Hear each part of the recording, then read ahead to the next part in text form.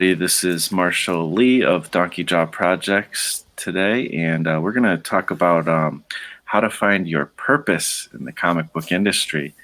And it's actually kind of how to find your purpose in general, but obviously, like a lot of us are interested in being involved in the comic book world as creators and even just as readers and stuff, but even as readers, we can play an important role, kind of bringing that excitement to the medium we love, and what's that word? I can't think of the word. I just wrote it, but advocating for the comic book medium that we love, so we can just share excitement about the stuff we're reading and excited about. So, I just wanted to talk about this. Like, how do we find our purpose in comics? And today I have Mr. Russell Leach of Comic Book Black Belt. How you doing, man? Hi there, how are you? Doing all right. And once again, as usual, how can people find you? You can find me at russleach.com or at comicbookblackbelt.com, on YouTube as Comic Book Black Belt, but Comic Book Black Belt as Russ Leach on Instagram and over on Twitter, all the usual places. There's a newsletter too, I think, right? There will be soon. Yes, there will be soon. I've been busily organising, sorting out a mail list, and that'll be online next month, and I'll start getting out information to people. Awesome. So you can sign up for it though, right? What's the Oh, link? yeah, you can still sign up for it. The You can go find the link because it's a Mailchimp link, so I can't remember it off the top of my head. Oh, but it but wasn't. you can go and get it at comicbookblackbelt.com or russleach.com or at onlydeathcansaveus.com, and there will be a link there for you to go to the mail list, yeah, and sign up. Yeah, only death can save Yeah. us.com, because that is the comic he's going to be working on, the creator owned Oh, thing. So I'm really it's excited to just see that. up there behind me. There it Oh is. wow, that's slick. Nice. Yeah, and you guys know where you can find me, donkeyjobprojects.com and Marshall Lee _DJP on Instagram and Twitter. But yeah, we wanted to talk about our purpose in comics today again. And once again, the chat, we're going to be paying attention and checking, responding to the chat as well. But first, we're going to talk about this a little bit. Um, Now, within comics, there is so many ways to kind of contribute and be a part of this industry, creatively, or however, like I said, as an advocate as well. But I wanted to get even deeper, kind of to this like root of like literally finding your purpose. Like, it doesn't matter if comics, whatever you want to do. Like, how can you find your actual purpose like in life? And but obviously we kind of want to do comics, so it's kind of related to that. But I kind of stumbled across this technique, and I've heard of it a few times recently, like within the last year or so, and it's just come across my path, and it's called Ikigai. Some of you may have heard it. It's a very old kind of philosophy. It comes from Japan, from Okinawa, and it kind of came about. I think it came about around the same time, or at least from the same area as like actual karate came from, like that whole philosophy and martial art and all that. Um, and basically, what it is there's four pillars to it, and so what you're trying to do is you find number one. Well, I don't know if they come in a number order, but what you love is one of them. A second one is what the world needs. A third one is what you can get paid for. And the fourth one is what are you good at? And I think that's a really interesting way to frame it, because as artists, a lot of times there's kind of this weird stigma about, making money with your comic book, and you know, or your creations or whatever. And it's it's kind of like people think of it almost as like selling out and stuff like that, but I think this kind of frames it in a little bit less of a abrasive way where it's like, okay, this is a reasonable way to think about things. Like, first of all, what do you love? That's the thing, especially as comic artists, we wouldn't do comics if we didn't love it. And then what does the world need? It's there's this kind of thing of like a lot of people are like, I want to work on the thing that I want to work on, and I have this idea and I feel like I'm selling out if I'm letting others dictate what I'm going to make and stuff like that. And I get that, but at the same time, I don't really agree with that. I've always had, even though I've been doing what I want, like purely what I want, I've always had an ear out, kind of to the streets or an eye on what's happening, and I've always had this in the back of my mind, this idea of like what the audience might like as well. And maybe that's just me. Not everybody feels that way. But the thing is when you think about it, yeah, maybe there's a pure way of like doing what you want and what you love, but there's also like that's also kind of a selfish way of thinking of it. There's a world out there, and they have their own needs and their own desires, and why not try to cater to people who are out there in the audience. I don't know, to me, I like limitations anyway, so if I have like uh you know an idea of where, okay, I'm going to try to make a sci-fi comic because there's a lot of people into sci-fi right now, and they're specifically into horror sci-fi or whatever. This is just an example. I can make a cool story with that. Maybe even they don't really like the H.R. Geiger stuff. They like maybe a goofier horror sci-fi or something. That's what they're more into. Okay, I'll cater it to that. Just those little limitations, that's fine. Like that doesn't bother me. And then I can make my own story within that framework. And I don't know, there's so much creativity that can come out of having those limitations. So, you're looking at what you love, but then you're also looking at what the world needs. And this, again, this can go for anything. It doesn't have to be comics. And then what can you get paid for? What is the market saying right now? A lot of times we create a comic and we're like, we put all of our heart and passion into it. And then we put it out into the world and it's like, why doesn't anybody care? It falls on deaf ears. And it's like, well, the reason, part of it, there's a lot of different reasons why that might be the case. But one of it is, are you even looking at the market in any way, shape, or form? Like, there might not be a market for it.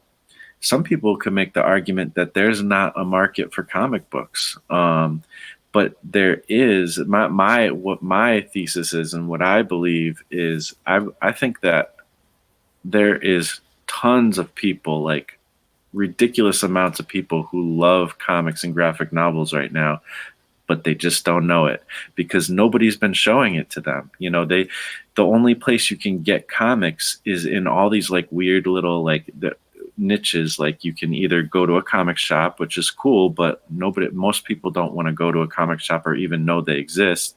Or you can stumble across it online with a Kickstarter or crowdfunding. Like there's nothing in the general public saying, hey, there's a thing called comics and they're awesome. If there was that, besides like movies, there is movies, but it's not focused on showing, generally it's not focused on showing people, hey, there's also comics that these things came from and you can find them. Because people still ask to this day, they still ask, oh, people still make those things, like, or they're like, they never even heard of it, which is crazy. So it's just weird. So there's a lot of more market than we think. But it is interesting, like what can you get paid for? You could look at this list here and be like, well, it's really hard to get paid for comics. You can't really get paid for comics. So comics is out of the picture. Let's not do that as our, purpose for life. But, you have to kind of weigh things. And, I personally you have to it really kind of depends on what you're really like want to do. Because if you love comics to the point where you're willing to kind of do or die, be committed to it, then you need to go towards comics. All things stop you.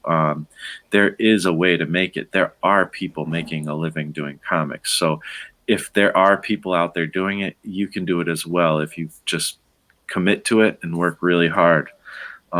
There's where there's a will, there's a way, and comics are awesome on their own. There's no reason why it can't be, a better market than we've seen.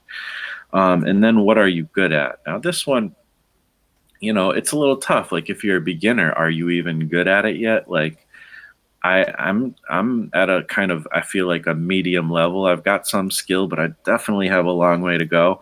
So what are you good at?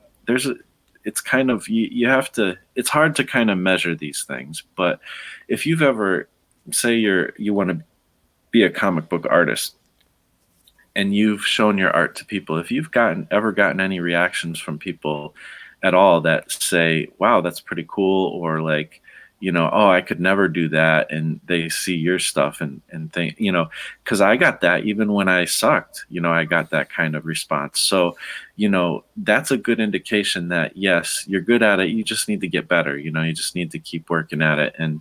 And even if you're not good at it, you can get better. To me, people have different ideas. Some people think some people are talented, some people are not. I personally believe that talent is a very small factor. There is something to talent, but it's a very small factor. Somebody with immense talent who kind of, it sort of comes naturally to them, if they're lazy, somebody who has way less talent but works really hard at it will blow past them skill wise. I've seen that happen many times. But if you do have talent and you work hard, then you'll do awesome too. So are you good at it is kind of a relative term. If you're not good at it, get good at it. So those are the kind of four pillars. There's more I can talk about this, but I want to kind of put this over to Russ and see what you think about this. Russ, what do you think? Wow, there's a lot packed in there. It is, I know. I see if I can remember because there was so much. So it's what Yeah. you love, what the world needs, what you can get paid for, and what you're good at. Okay. A couple of points to pick up on what you were saying as far as talent versus hard work, and you're absolutely right. It's a combination. And funnily enough, we're talking about Ikigai, and Okinawa karate is exactly the same. Mm. There are some people who are physically gifted before they even turn up in a karate class. Mm. I was not physically gifted. I work really hard at karate, and that's how I went up through the ranks. Now I'm now a third dan, and that's more hard work than it is talent, I can assure you. So there are different types of people, and it works for lots of different types of disciplines, including art. You're absolutely right. And so you look at someone like, I'm going to pick him out because he's the butt of so many jokes, Rob Liefeld. Mm-hmm. And a lot of people crucify him for some of his artistic deficiencies, shall we say. But he puts so much energy into his work, into the finished artwork, and it tells a great story. And he himself is full of energy, and he's a perfect example of like being in the right place, having that certain amount of talent that he can get by on, working really hard. Because if you actually look at his more recent artwork, he's really improved his style so much and his ability so much. And so looking at someone like that, you can see that combination of hard work, talent, and luck. And it is luck certainly in the bigger in the more mainstream end of comics. Yeah, but just nipping back because I'm trying to pick these things out of my boomer brain. Going back, what really annoyed me about Marvel and comics in the last 10 years, MCU. Somebody asked me about MCU, and I likened the MCU in the same way as I likened Nolan's Batman. It's a version of Marvel. It's not Mm. Marvel 616. It doesn't matter what they say. It's not 616. It's not what I grew up reading. Okay, and that's fine. I absolutely love the Marvel films. I think they're great. They can do whatever they like with them. They're great films to go watch and eat popcorn with. I love them. But they're not the comics I grew up with, and I can separate the two. Now, I don't care if you've got a female Thor or all the other things that they decided to change, and people go on about woke changes and all the rest of it. Great, put more in. But the idea that at the moment you had the biggest money making brand out there in films having the most attention for superheroes and for comics, and you didn't have a spinner rack in every cinema with the characters you'd just seen on there, even if they're not the same version, even if they're the 616 version, not the cinema version, the MCU version. But, so a kid comes out and goes to a shop and sees female Thor, which is, like I say, I don't have an issue with it, but where's the connection between the brand? Mm. And where's the connection between those characters and getting kids into reading those books? Once they're reading those books, then throw female Thor at them and they go, oh great, I've got both, that's brilliant, fantastic. but Right. but the disconnect between the two, and you were talking earlier about getting kids back into comics. The first thing that went wrong was taking them off the newsstand. Mm. That's the first thing that went wrong. We should be able to have full diversity in comics, full representation. Everybody should be able to read them. But if they're all just stuck away in comic shops that only a small percentage of the population know about, then they're not being stuck under kids' noses at good prices. Alterna do it just so well. One Yeah. dollar fifty, do $2 for a newsprint comic book that he's selling in corner shops now. I understand. I don't know the name of the corner shop, but Mm. it's he's getting it under kids' noses, and that's what you need. And the great thing about comics and comics in general is they're a wonderful bridge between literature, just the written word, and picture books as a small child. They Mm. really encourage reading. They certainly encourage the vocabulary and reading in me. So Mm. those points aside, on generally on comic books and why they're not a bigger thing than they are, and I believe they are going to become bigger again. I think they're coming back. I, I th- think I so. think I think that the industry needs to sort itself out. It needs to stop arguing with itself and arguing with other people, and people just need to get on like you do and get on and make comics. Um, as far as as far as being what you want to be, the reason you have for being, I would say my reason is twofold. I have a family. They're my Mm. reason for being, and my reason for doing what I do is I love storytelling. I love the concept of storytelling. All I wanted to do was be in the Marvel bullpen when I was a kid. I wanted to be with Stan Lee and draw with John Buscema and Jim Starlin and all those guys. That's what I wanted to do. And for the longest time, all I ever wanted to do was draw pages. I didn't care about the story. It was the storytelling process, but I didn't necessarily want to create the story. I was happy being given it and just drawing. That was all I was interested in. And I was fortunate enough to get into this industry 10 years ago now. And I'll talk Wow. more about that in a sec.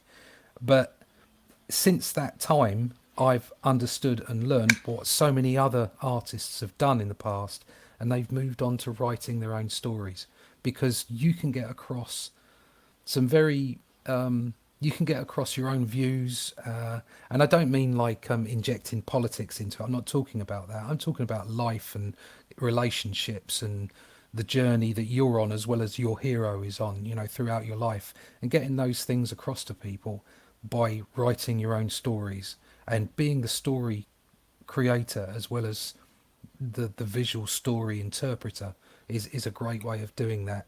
And the books that I've written have definitely had a lot of my interests in philosophy, the esoteric, quantum mechanics, all kinds of different things. Hmm.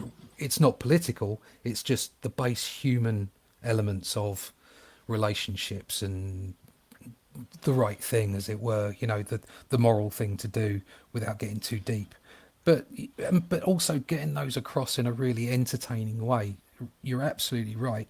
entertainment is the important thing, and you can make the best book in your own mind you like, but if it doesn't work for people, if people can't take that in, and be entertained by it, then it's not going to get you anywhere. So to a degree, you do have to be shaped by your audience, because you want your audience to enjoy your work. And if you batter them over the head too hard with what you're thinking instead of telling them a story, they're going to switch off real quick. And then just back to what I was going to say about my career is that I I spoke to Marvel in '95 and things didn't work out for me in the end, but I had a career in production doing other things, and I came very late to my current career, just 10 years ago. So I was just like 41, 42. And I decided that was what I was going to do after having a career elsewhere, and I did it. And only by doing that, only by throwing myself into it, was I able to improve my work by doing it every day.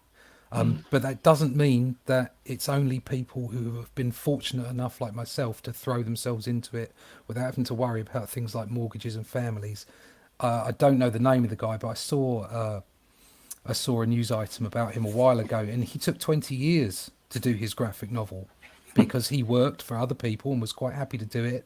And he got the graphic novel out, and it was published, and I believe it's in bookstores now. And it was actually based on historical aspects of the UK, so it was very much an educational piece. What I'm trying to say there is, you don't have to be a full-time professional comic book artist to be a comic book artist. You can do it many different ways, but the only way stuff is going to happen is by making stuff happen. You've got to get out there and do it, whatever your environment, whatever your circumstance. Just, Mm. tell the stories that are in you, because storytelling, I mean, I'm not a big one for celebrity. I don't like, the whole thing about actors and actresses and what the Kardashians are doing. I could not give a stuff. I don't care about that. But storytelling, acting, directing, storytelling is really a huge part of every human culture. And it started with cave painting, and it's ended up with, film. But effectively, comic books are cave paintings. They're floppy cave paintings, and it's important. It's important to share stories and to encourage youth, and in fact anybody, to engage in those stories and try and widen their horizons, by understanding other people's views and opinions about the world through stories. So Mm. that's it. That's the end of it. I think I got everything Yeah, I kind of I handed you a big one in. there. Yeah. um, so yeah, absolutely. I totally like a lot of what you were saying there, and I like how you brought it down to, like, you're doing this for your family, and stuff like that, and that's kind of what your life is about. And totally, I think that's what a lot of it is for most of us too. And that's one thing too, is I feel like I follow Gary Vaynerchuk a lot. I watch his videos all the time. I love his enthusiasm and his kind of, you know, stop BSing and freaking just do the work type of attitude and stuff like that. And this whole mentality of like crush it and you can do more and this and that. Like, I love that. But at the same time, you know, it's family is where it's at. Like the things that are important are the things that are important. And even he got some pushback on that, but he's even talking about it too. He's like, of course, you don't want to forsake that stuff, but I'm talking about, like the business things and the things you need to do. But you do absolutely have to have that, the balance. And you have to know where your priorities are. That's I think the big thing. You know, there's this quote that I heard that used to go around in the Christian hip hop community a lot, and it was this, I forget who originally said it, but it was God, family, and then hip hop. So that was like the priorities that they kind of put out, and that's the way I feel. To me, it's, God comes first, family comes next, and then, and to me, that's all that's like basically both of those things are like the first priority. That's what's important in life. And then, this comic stuff, the point really with all that is this comic stuff, as much as it's important to me, it's not number one. It'll never be number one. Tomorrow, if I had to give up comic books 100%, I'd throw it in the trash quick, for taking care of my family. But luckily I don't have to make that decision. So, comics is a big one for me, so as far as getting into finding your purpose within the comic book industry, we kind of have those four pillars, and I feel like that's a great way to frame anything in life and how to figure out what your priorities actually are and what you're going to focus on doing. And I think it's not only just a practical question, but it's also kind of almost like a, whether you believe in spiritual things or God or things like that. To me, in a sense, it's a spiritual question as well. Like, what are you here to do? Hmm. Even if you're an atheist, I think you can still think of it in these terms. What are you here to do? And there's a list that from I'm referencing especially this one video that I'm going to be putting down in the comments. I mean, in the description, but of this TED talk where this guy was talking about Ikigai, and one of the slides he had was, it's kind of some of the purposes you might come to find out is your purpose within this kind of process. And I'll just list them off: to serve, to create, to delight, to nourish, to provide, to teach, to heal, to connect, and to build. So these are all things you might come to find out. Yeah, I kind of want to do that, whether it's through comics, whether it's through underwater basket weaving, whatever it's through, even if it's through, working at a day job or whatever, like all those things are important. It's kind of the heart of what you're trying to do. You can bring into anything. Yeah. So for me, I don't know what mine is, but it's probably somewhere around the realm of encouragement and, delighting. I like that one. Basically entertaining people and bringing something to them that can inspire them and kind of take them a little bit away from the harshness of reality. So, Yeah, no, definitely. I think my my view on it is I've always wanted to draw comics since I was a kid, and my life is where I am now is a direct result of all the decisions and inputs I've had over my whole life.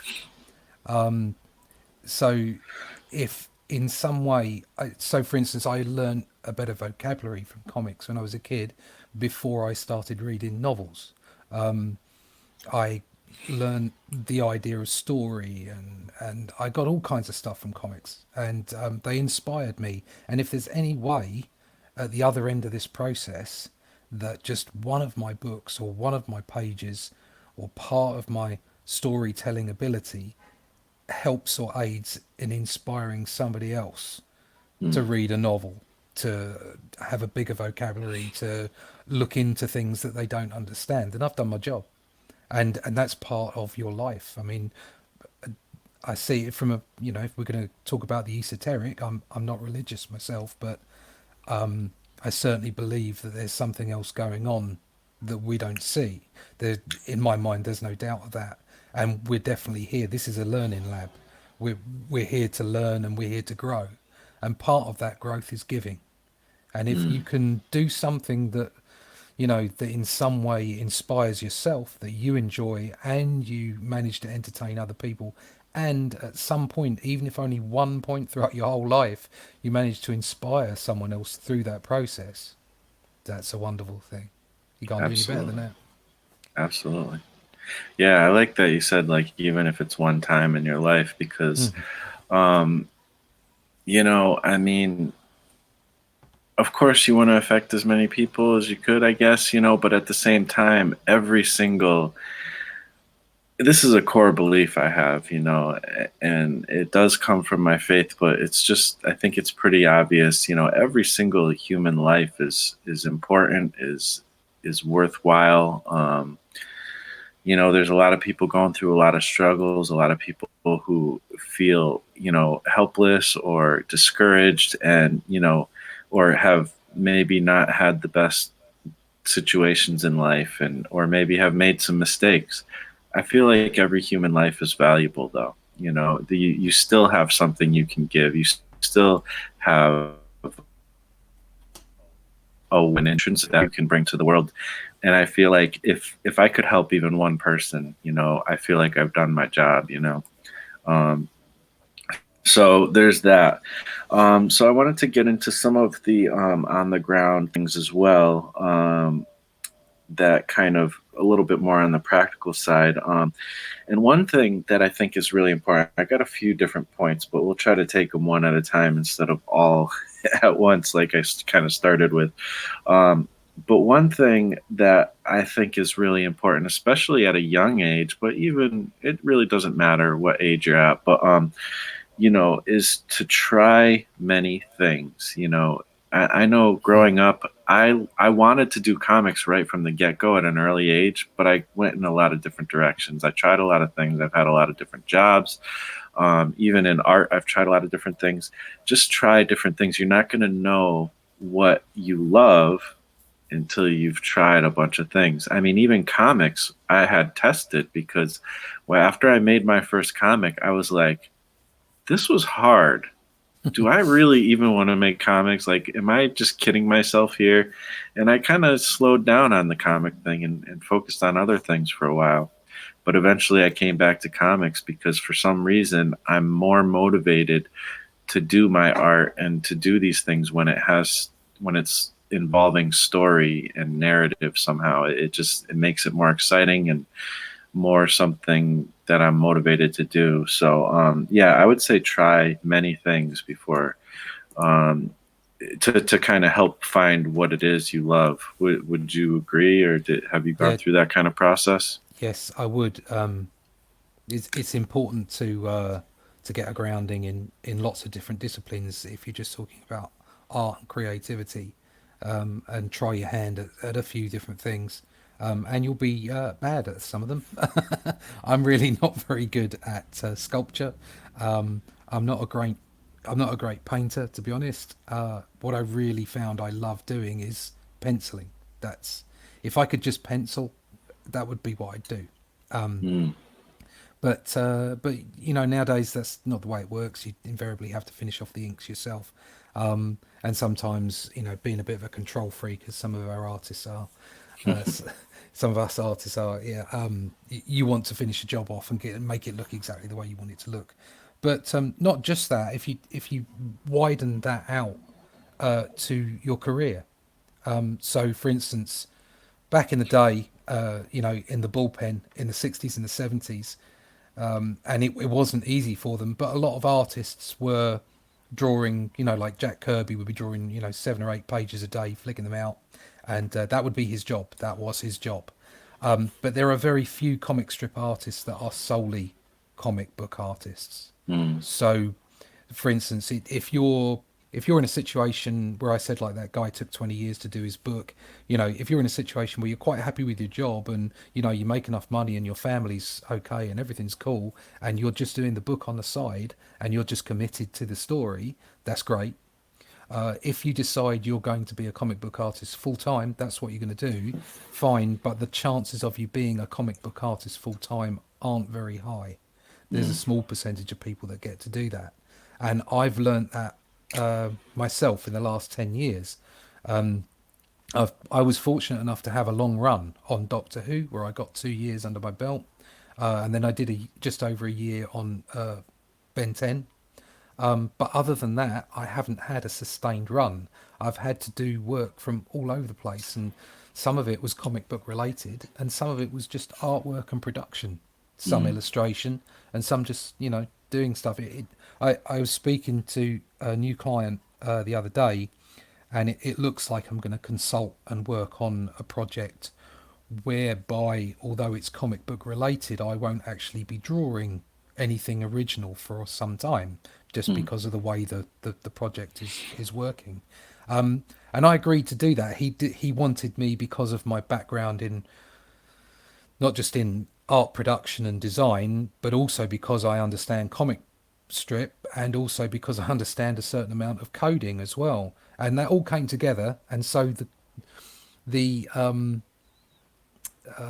combination of things that I've learned, of all the different disciplines that I've tried over over my career, culminated in me getting a consultancy job and looking like a fair amount of work for a medium period of time. So I've built a client there simply by doing lots of different things.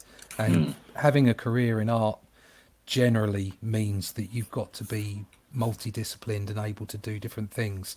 And the hardest thing I've found is saying, okay, I'm going to split my week up. I'm doing this, and when I get a short period of time, I'm going to jump on the thing that I want to do. And that's very difficult to do. I suppose that's the equivalent to the 100 days, doing half an hour a day, mm. and that's quite difficult. If you can nail that, that you can be disciplined enough to, you know, if you have a side project or if you have a thing that you want to do for yourself, you do it every day, then you can probably make it a success, I would suggest. But definitely, exactly as you say, a combination of lots of different disciplines and spreading yourself, not spreading yourself too thin. You have to nail it down and get good at something, obviously, but being able to understand lots of different mediums and disciplines. Yeah, I like that because, like I said, I was thinking of trying different things in a broader sense, but I like how you kind of brought it into also with comics because there's a lot of different jobs in comics. Mm. And, you can say I want to be a comic artist, but does that mean you're a penciler? Does that mean you're an inker? Does that mean Yeah. you're a colorist? What part of comic art? There's so many different things that make it happen, and you could be all of the above, and you might find out, well, I can do all of the above, but I really enjoy the inking process. So maybe I'll just focus on that, and I'll be able to be a better help to a greater book because I've focused and really gotten good at that one specific thing. Hmm. So there's even within comics, there's that. And let's see. Okay, so one thing that I thought was interesting from this video that I'm talking about with the Ikigai, Ikigai. Ikigai. Okay, it's like that. It's like, yeah. Okay, so um, he said this thing called part-time Ikigai, which I thought was interesting. Now, the way I've been framing things is I call my regular day job the side hustle, and this is my real work. But I like that idea of part time ikigai. So it's like you're trying to find your purpose, but obviously, you still, again, family to me is the most important thing. Hmm. I have to make sure I take care of my family. That's the priority. Um, so I have a day job. It has nothing to do with art or comics or anything like that, and I do a lot of most of my activity on any given day has nothing to do with whatever my ikigai is. um, you know, but I am also working very hard on Yeah. trying to figure out my purpose and make that happen. And so, it's worth investing that extra time when you have some extra time or carving out some extra time because, a lot of us could easily say we don't have any time, but you got to Yeah. carve it out. Yeah, yeah, you have to make it happen, and you're right. It's like being part time, but you're always part time at whatever you do. If you have family and friends and a life, which is, let's face it, the most important thing, having a Mm, life, you're yeah. always going to be part time at the thing that you feel that you're here for. So that's the way it works. Otherwise, you Hmm. don't eat. Absolutely. And then I have another kind of, I guess it's like a final point, but we're going to get to the chat too. So, feel free to put your questions in and we'll talk more about this as we go. But kind of the final thing I have written as note is it's basically this thing of kind of checking against like kind of a barometer or something of where you're at with all this, trying to find your purpose. And the thing is it's easy to get into places where you're like, I'm doing this thing. I thought this is what I loved, but I'm starting to feel this kind of burnout and this kind of I'm losing motivation, I'm losing momentum, I'm feeling like it's work and it's not fun anymore, like this kind of thing. And I actually, even with my YouTube, it always kind of starts to come in and then it goes away. And what I found out this time was, it's exciting. Like I'm actually getting like some traction with YouTube and with my art and stuff, and it's really exciting. It's fun. Um, and a big part of that is paying attention to the analytics and paying attention to all the little metrics and stuff and trying to I think of it almost like a video game in some ways. I'm looking at the money, I'm looking at the metrics and stuff, and I know that if I make this move, that move, and this move, then that will equal something that causes those metrics to go up. So it's like there are strategies, but at the same time, if I get obsessed with that kind of stuff, then my momentum starts going down and my joy starts going down. My peace starts going down. Like, to me, things like joy and peace are a good metric. When that starts going down, you're starting to go in the wrong direction. You Yeah. can't focus too much on the money or the numbers or things like that, or else you'll lose what really is kind of motivating you to keep going. And when it comes down to that, making stories, making comics, creating new characters, putting them out into a published work, that's my base. Mm. If I'm losing focus on that, then I start to be like, maybe I shouldn't keep doing YouTube, maybe I shouldn't keep doing, what I'm trying to do. So I have to always keep an eye on that, or else I will burn out. Oh And yeah. but Yeah.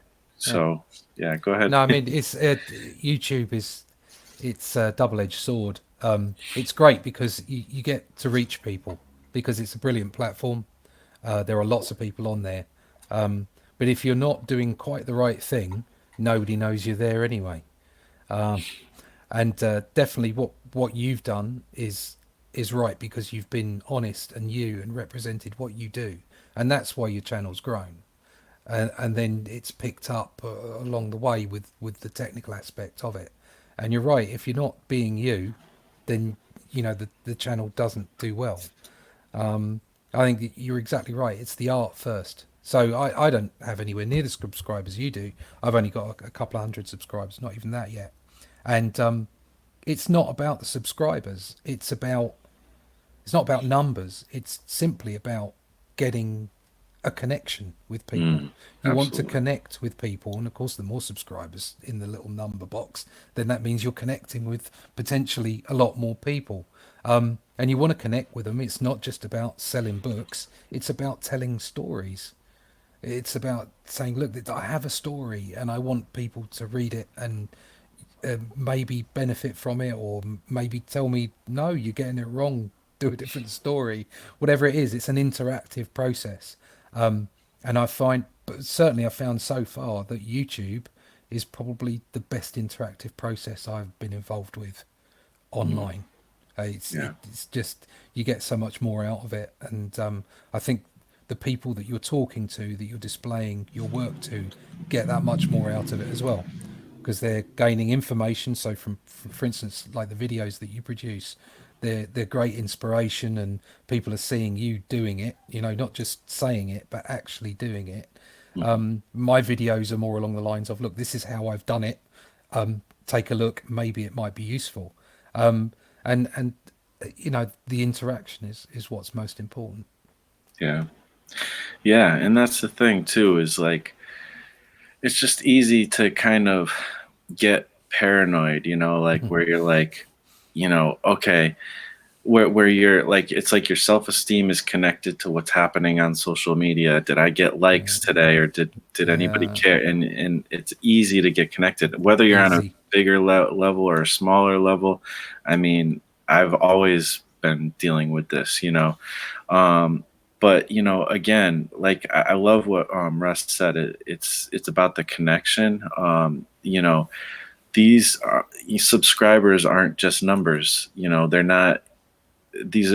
Each number represents a person who has a big context. They've grown up in somewhere. They've have a certain interest in comics or whatever. They have multiple interests. They have a family. They have a lot of different things. They're not just a number, and the fact, again, the Discord, being able to create that Discord this week was awesome, and it's just been so fun to connect with people in a real way.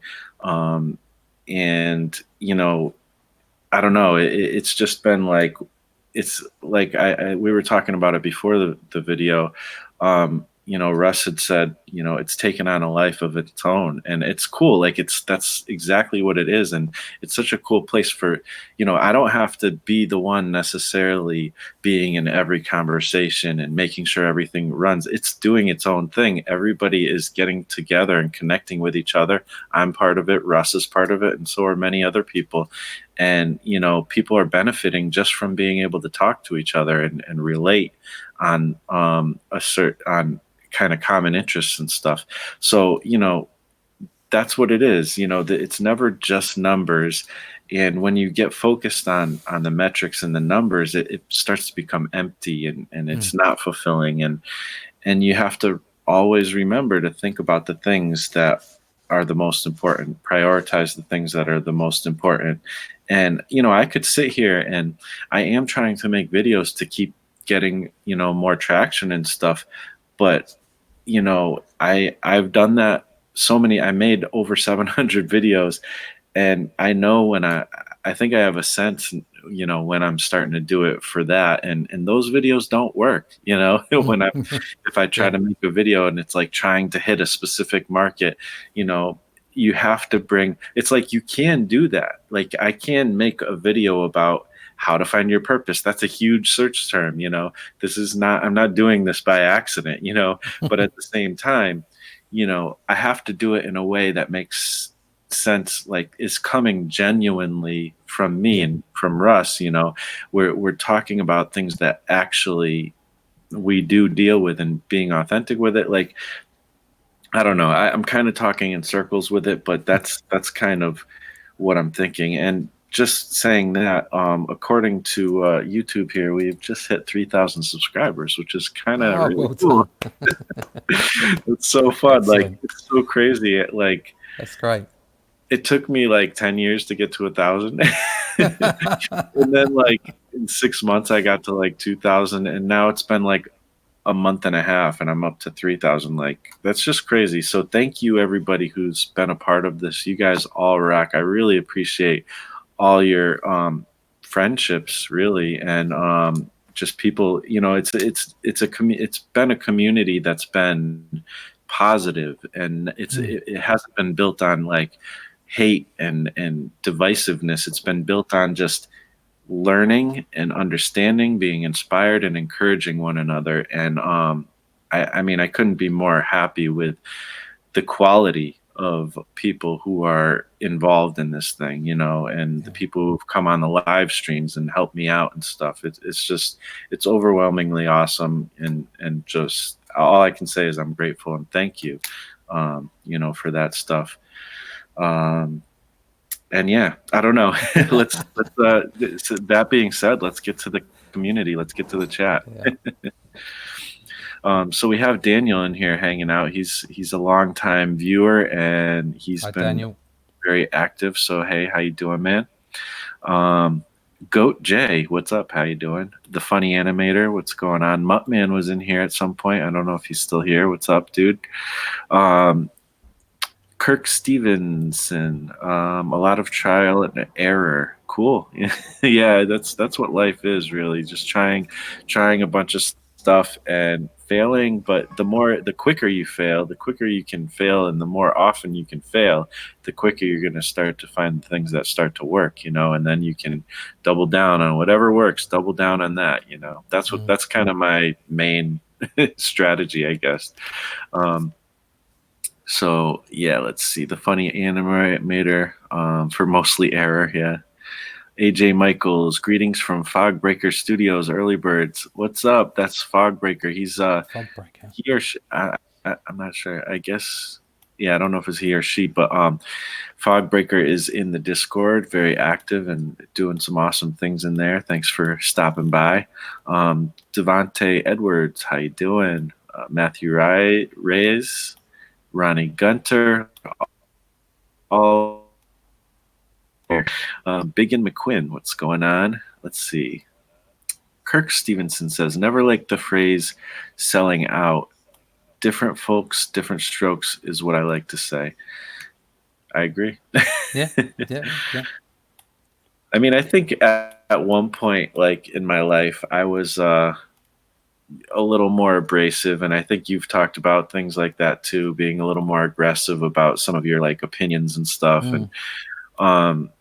selling out was a thing that I thought was a big deal when I was younger. I didn't want to sell out. I didn't want to be like doing it for the money or anything like that. Like, I wanted to do it pure. And then, I became an adult.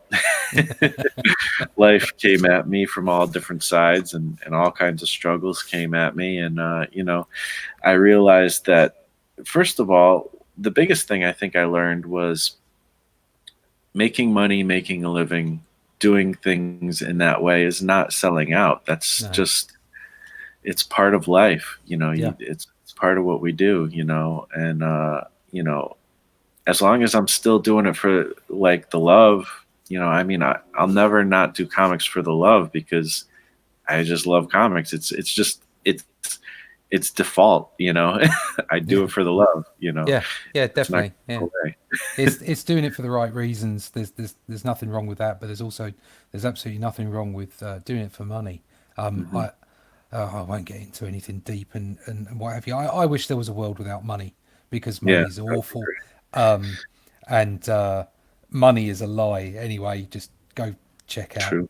some very, what some people might consider silver foil hat wearing videos, but I'm telling you, money is a lie, and it's there to Illusion. keep us in the right place. But you have to deal with the world that you live in. This is the environment we were born into.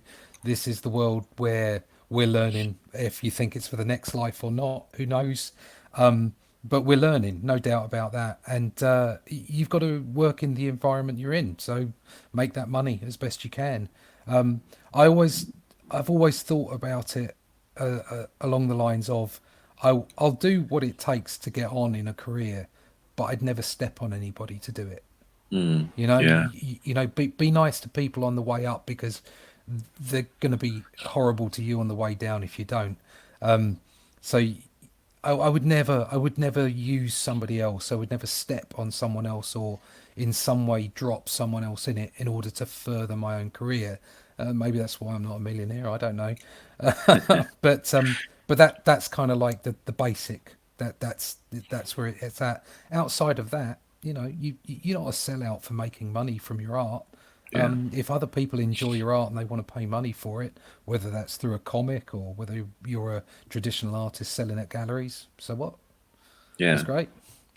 I think that's a good point. And that's the narrative we're told, a lot of times, is if you want to get ahead in life, you gotta kind of compete, and you do kind of have to like step on people, but that's not true. The thing is,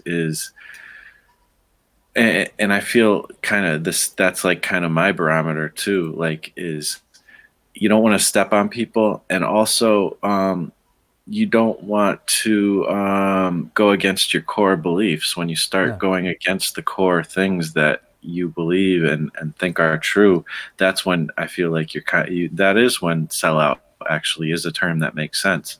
Yeah. That's what you don't want to do. But this narrative that stepping on people is the way to get ahead. some people do that, and some people do make it pretty far doing that. Mm. But to me, it's almost like you're gaining the world and losing your soul. Like that's horrible. Like, That's a and great phrase. Yeah. and I did a video a while back called "Nice Guys Can Win." You know, Mm. you see a lot of examples of people breeding hate and breeding controversy, and people doing things in negative ways, stepping on people to get ahead. Even on YouTube, there's a lot of people in Yeah. different communities doing that sort of thing. And then you got somebody like Mark Crilly, who's like the Mister Rogers of comic books. Like he's nothing but a nice guy, and he's doing way better than a lot of those people. You Yeah. know, Yeah. so Yeah. like you can be a nice person and still Yeah. win. Just do your thing. Just get on and do your thing, and Hmm. don't put anybody else down while you're doing it. Just do your thing. I see a lot of work online, and I see. So for instance, you're in Facebook groups and what have you, and somebody will post something, and somebody will come on and go, "Oh, that's awful," Mm. and it's like, well, that's not really very helpful, is it? My personal view is if I can't post a comment that's in some way helpful, then I won't post. I'm not going to post a comment and say you're rubbish or I hate that drawing or why didn't you do it this way? Mm. It's like if you can come on and say really good effort, perhaps you could think about changing things. And if people can't take that as a criticism, then they shouldn't be on the internet. Go away, because you must be able to take criticism in order to grow, whether as a Yeah. person or as an artist. But there's absolutely no, which is why I like what you've done with the Discord, is and the group there is that everybody's they're going to be helpful. You can just feel it in the group. You can feel that if people can see there's something not quite right, they'll say, "Oh, maybe you should do this or do that." Whereas when you're out on Facebook doing that, you're kind of open to the elements, and there's a whole bunch of horrible people who hide behind their screens and keyboards and will Hmm. only be horrible, from there. And if you met them face to face, wouldn't squeak at you. So yeah, it's like don't there's no need to be nasty to people. There just Hmm. isn't any. Hate takes a lot more energy than being nice, and constructive criticism is welcome or should be welcomed by everybody. So Yeah, yeah, that's the way to do it. absolutely. And yeah, that there was part of the kind of Comics Gate controversy and stuff. There's it seems like at different points different people come under fire, and there was this one person who came under fire at one point months ago. I forget, maybe last year sometime. And I kind of came to their defense a little bit in a video. And you know, I don't usually get into that topic, but just one thing that I noticed was, there's this person was coming under fire, and they were coming under fire by people, who would do videos, and all you would see is like their icon. You never saw their face, Yeah, yeah.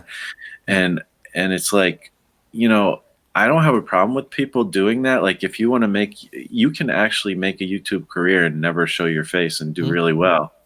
I don't have a problem with that. But if you're going to ridicule somebody, to me, you're a coward if you can't even show your face and yeah, you're gonna like ridicule them. If your yeah. icon on Twitter is an egg, and you're spreading fire all over the place. Well, that's a cowardly thing to do, in my I opinion. think there's because I think all the without getting too deep into that rubbish, all Yeah. the Comicsgate guys who are not showing their face would suggest that in some way they might be have bias against them if people knew who they were, and there's all this Mm. thing about being doxxed and all that kind of stuff. And I'm not going to come down on either person's side. Much like we said before, everybody's got a story. Mhm. Everybody's got a reason. It's easy to look at people and go, "Oh my God, what are they doing?" And look down on them. Don't look down on people. Everybody's got a story. Everybody's human. Everybody's True. got a reason for what they're doing, and that's why it's so upsetting to see so many people on both sides of these arguments screaming at each other instead of talking to each other. And Mhm. much like I said earlier, it should be okay for me to say I pick out the worst, probably the worst example, female Thor. I don't care if you put female Thor. That's great. I don't mind. If it's a great story, it's a great story. But don't Mm-hmm. take the old Thor away by doing it. That Mm, I don't think that's an unreasonable thing to say, because from a marketing perspective, you're keeping both ends of the market. You know, you've got you've diversifying and representing, which is great, which is the way it should be. But you're also saying, for people that aren't necessarily into that, here's old Thor. You know, do them both. Do everything. There's room in comics for everybody and everything, and don't scream at each other. So when you see people, like you say, online screaming at each other, and you can't even see their faces when they're screaming at each other, you kind of think this is becoming ridiculous. And so I it's tend to crazy. I'm only politics light anyway, so I try to keep out of things that are too heavy. But there's no reason why you can't have a reasoned discussion. You can't talk through things and discuss, talking points from all manner of places, and show your face and be honest and be you. Because, like I say, everybody's got a story, everybody's got a background, and everybody's got a voice. And you should Yeah, listen and converse and discuss things. true. And as long as you're not extreme, and I know some people would say some of these people are extreme, but as long as you're not showing extremes, then discuss. No doubt. Daniel says, we are all sellouts. Most just don't admit it. But after you post an image on Instagram or Twitter, you're selling yourself, even if it's just for likes. Um, yeah, I mean, and again, it comes down to the term on what you think, what your definition of sellout is, if you even think it's a bad thing. Um, and so there's a lot there, really. One thing I do, it's funny because I said the whole sell your soul or whatever, or you know this whole idea of selling your soul. Like, um, I actually take a positive thought with that. Like, I feel like I am selling my soul, but not in the way that they mean it. But like, to me, doing what I'm doing, like putting out a comic, publishing a comic, that's taking a part of my soul and showing it to people and Yeah. selling. Like, it's a very kind of woo woo thing, but that's the way I think of it. But obviously, we've talked about kind of the negative side of that as well. Um, so let's see. Uh, Need to get better to the day you die. It never ends. Daniel says, "Yeah, absolutely. I'm never gonna stop until I can't draw anymore, or until I pass away. This isn't. There's no retirement plan. Like, I don't want to. Like, if I were to retire, I would probably make comics because that's what I like to do. I mean, I wouldn't mind sitting on a beach a little bit too, but you know, maybe I'll slow down a bit. But Kirk Stevenson, I'm not very good at drawing yet, but you've inspired me to work on my comics and have fun with them anyways. Well, thank you. I'm glad. Um, that's a big goal of mine, is to make this inclusive and approachable for everybody. I don't care if you can't draw anything. I don't care if you don't ever plan to be an artist in your life. I still think you could draw a comic if you want and make something cool. So Yeah. yeah, I'm glad that it was helpful. Good or not is subjective. Maybe you need to find your style, Daniel says. Yeah, and that's another thing. You can focus on style, too.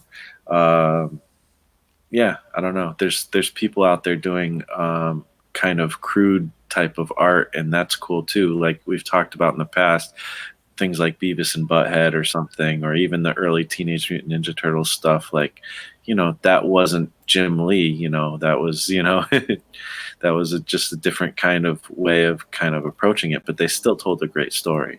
Hmm. Um, so let's see. Uh, Daniel says MCU is not my Marvel. LOL.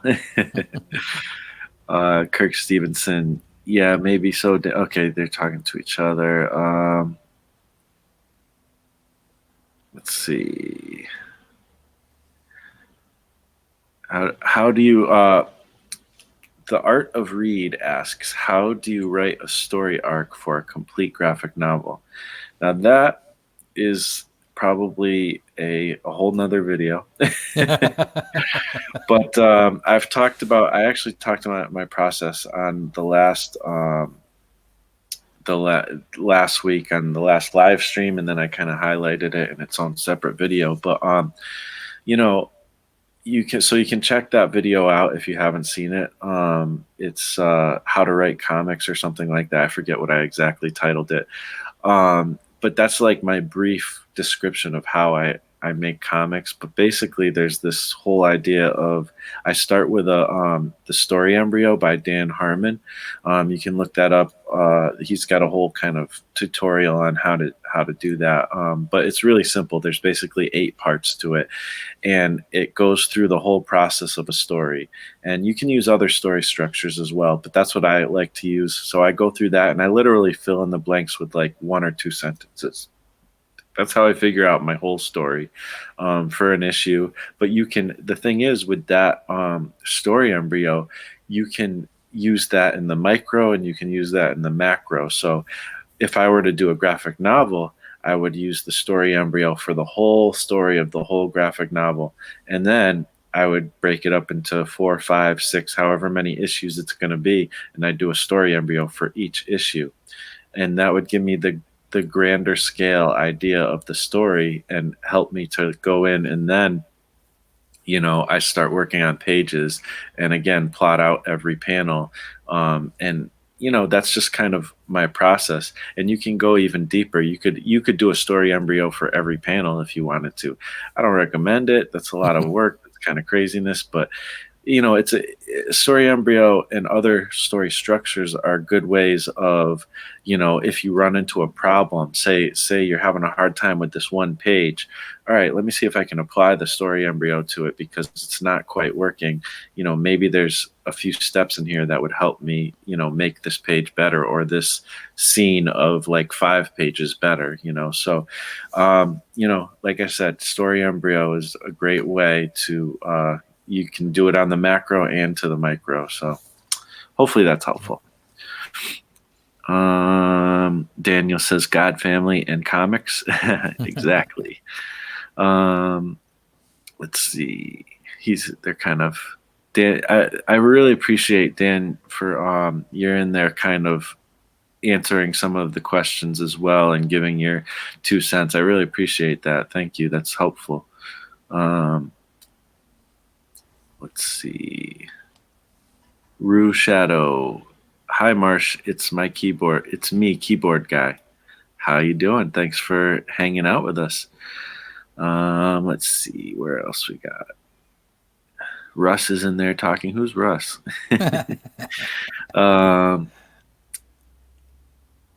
Ronnie says, I've heard discussion about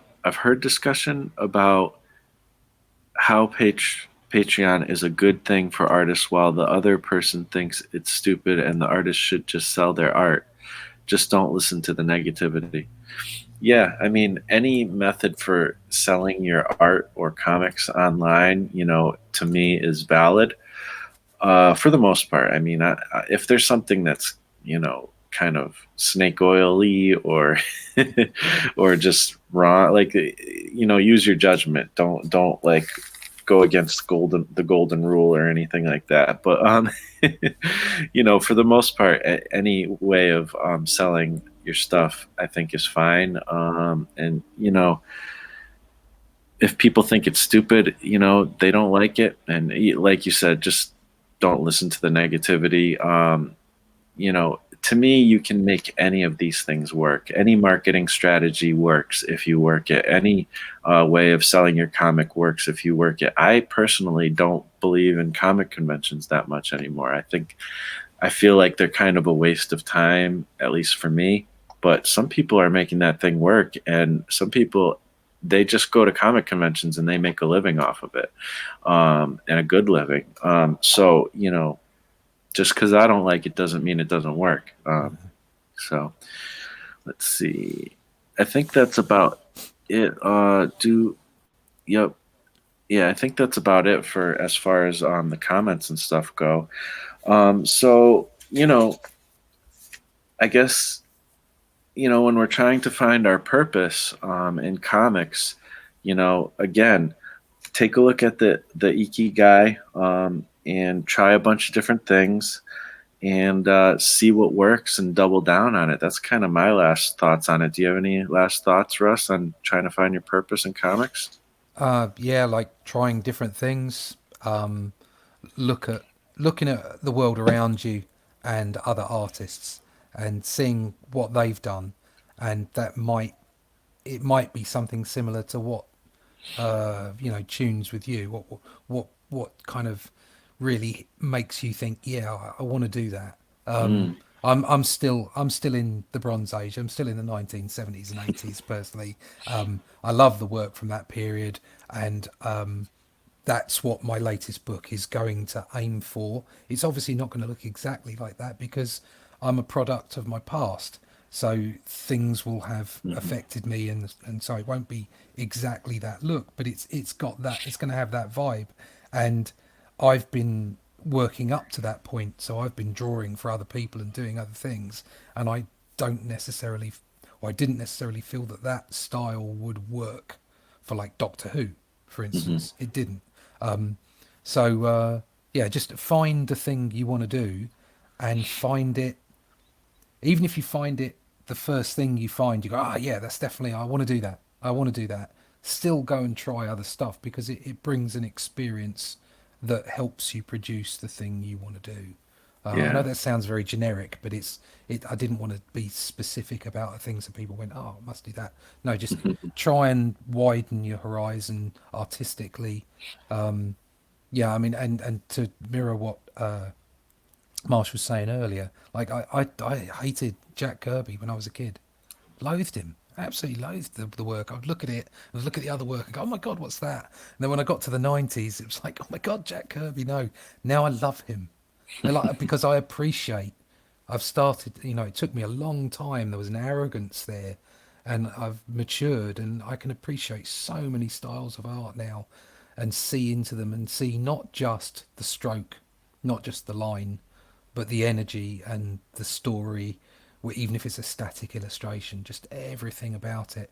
Exactly Mhm. like Marsh was saying, there's a little bit of you on the page or in the book, and it's reaching out to the reader, to the consumer of that product. So yeah, just widen your horizons and find what you want. Yeah. And I like the point you brought up because I didn't even think of bringing that in, but it's totally true. Is finding examples out there who are doing Mm. it well, who are succeeding at it, who have in the past succeeded at it, Yeah, and try those methods. And eventually, you're not going to do exactly what anybody did, but you're going to no, try those methods, and you're going to kind of do it your own way. And I think that's a great way to find a path, with all yeah. this. So again, where can people find you and your stuff, Russ?